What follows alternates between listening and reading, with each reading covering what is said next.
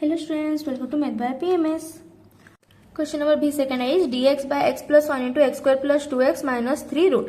Again अगर हम लोग एक क्वाड्रेटिक इक्वेशन दिख रहा है मतलब हम लोग को कंप्लीटिंग स्क्वायर करना ही करना है. पहले वाले क्वेश्चंस में भी ऑलरेडी हम लोग कर चुके हैं. ठीक है, तो यहाँ पे हम लोग कंप्लीटिंग स्क्वायर करेंगे. X square plus 2x minus 3 is equal to X square plus यहाँ पे ए स्क्वायर फॉर्मेट में है तो ये 2ab के फॉर्मेट में आएगा.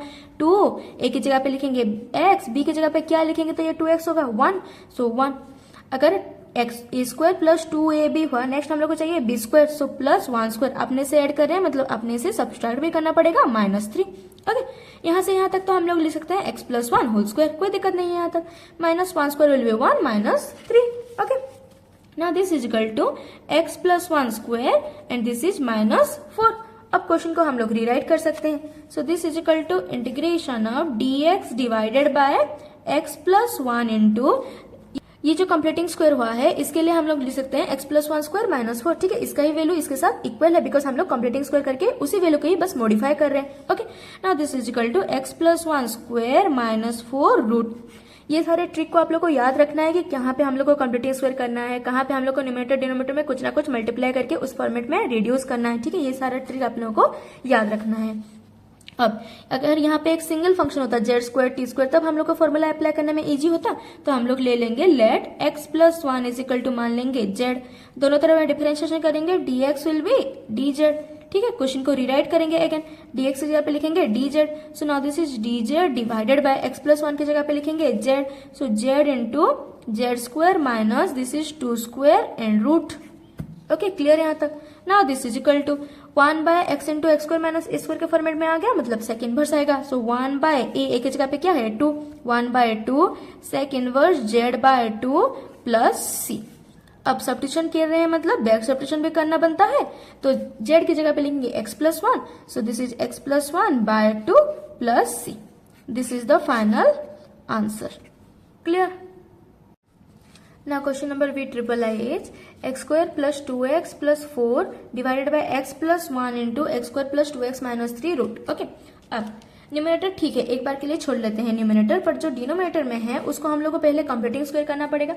इसलिए पिछले वाले क्वेश्चन में ऑलरेडी हम लोग कर चुके हैं तो मैं इस वाले क्वेश्चन में नहीं कर रही हूँ. पर जब भी ये एग्जाम में आएगा ये वाला फंक्शन आप लोगों को, ये वाला जो सब्स्टिट्यूशन हम लोग कर रहे हैं जो कंप्लीटिंग स्क्वायर बना रहे हैं इसको आप लोगों को करना है यहाँ पे. ठीक है, so now this is equal to integration of x square plus 2x plus 4 divided by x plus 1 into ये कंप्लीटिंग स्क्वायर पहलू ऑलरेडी हम लोग निकाल चुके थे. X square plus 2x minus 3 की जगह पे एक्स प्लस 1 स्क्वायर माइनस 4.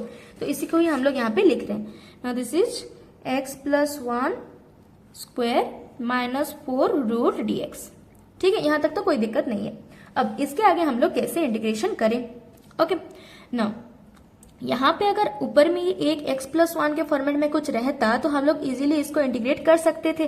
ठीक है, तो हम लोग क्या कर सकते हैं this is integration of x square plus 2x plus 4 जो है इसको हम लोग लिख सकते हैं x square plus 2x plus 1 plus 3. कोई दिक्कत है ऐसे लिखने में? कोई दिक्कत नहीं है. 4 को बस हम लोग लिख रहे हैं 1 प्लस 3. ठीक है, इस तरीके से क्यों चेंज करें. सपोज जैसे हम लोग एक्स्ट्रा पे डिवाइड करेंगे कोई फायदा है नहीं क्योंकि यहाँ पे x प्लस 1 है तो न्यूमरेटर में भी एक x प्लस 1 वाला टर्म ही हम लोग को चाहिए या फिर कांस्टेंट चाहिए. ओके, अगर x प्लस 1 वाला टर्म नहीं है तो कांस्टेंट है तो भी चलेगा, पर यहाँ ऊपर में एक वेरिएबल है तो हम लोग को इसको x प्लस 1 के फॉर्म में लाना ही लाना है. इसीलिए हम लोग इस तरीके से इसको चेंज कर रहे हैं. Now divided by x plus 1 into x plus 1 square minus 4 root dx. ठीक है, यहाँ तक कोई दिक्कत नहीं. यहाँ पे जो x square plus 2x plus 1 है this is nothing but x plus 1 whole square. So now this is equal to integration of x plus 1 whole square plus 3 divided by x plus 1 into root over of x plus 1 square minus 4.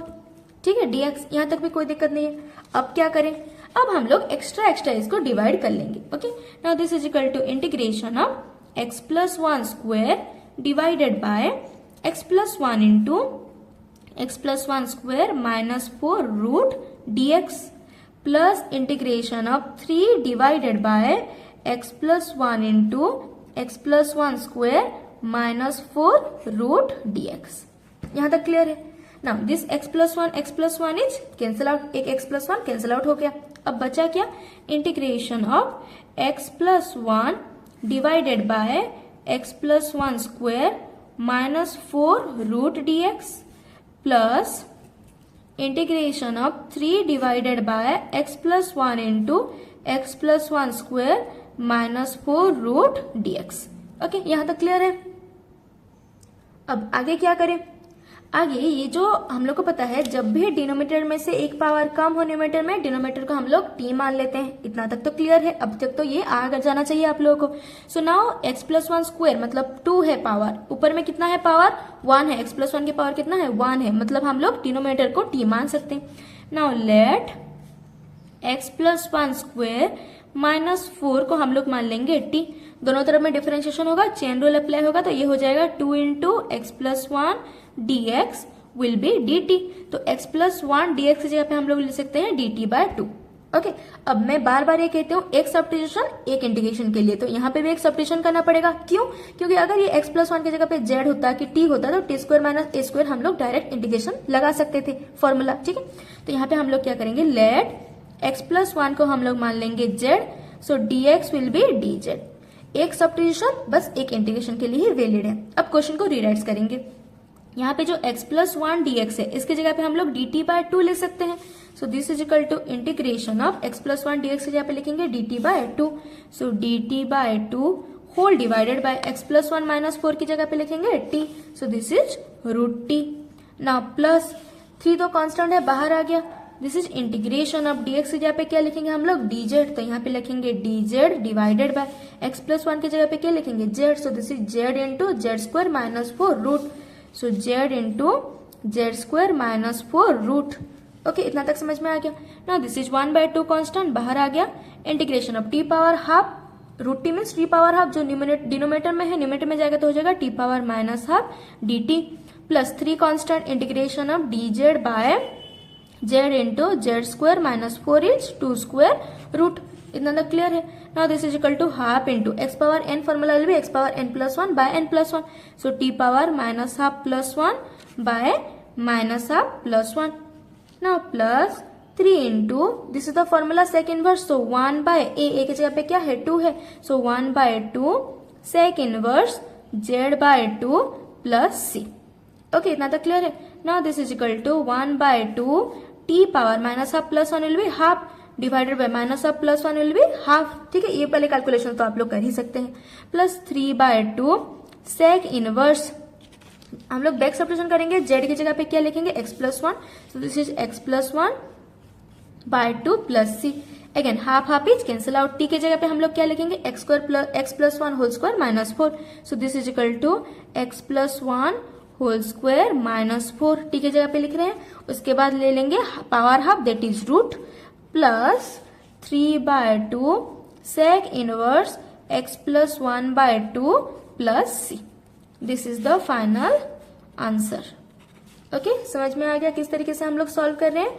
ठीक है, सारे step करते हुए जाएंगे तो आसानी से आप लोग सॉल्व कर सकते हैं, इतना ज्यादा डिफिकल्ट नहीं है। आई होप ये क्लियर हो गया। अगर कोई भी क्वेश्चन में डाउट है तो आप लोग कमेंट सेक्शन में पूछ सकते हैं। ठीक है, so that is it for today. सारे क्वेश्चंस को ऑलरेडी प्रैक्टिस करते रहिए, क्योंकि इंटीग्रेशन के क्वेश्चंस जितना ज्यादा आप लोग प्रैक्टिस करेंगे उतना ज्यादा आप लोगों का फॉर्मूला याद रहेगा, आप लोग आसानी से क्वेश्चंस कर सकते हैं। And thanks for watching.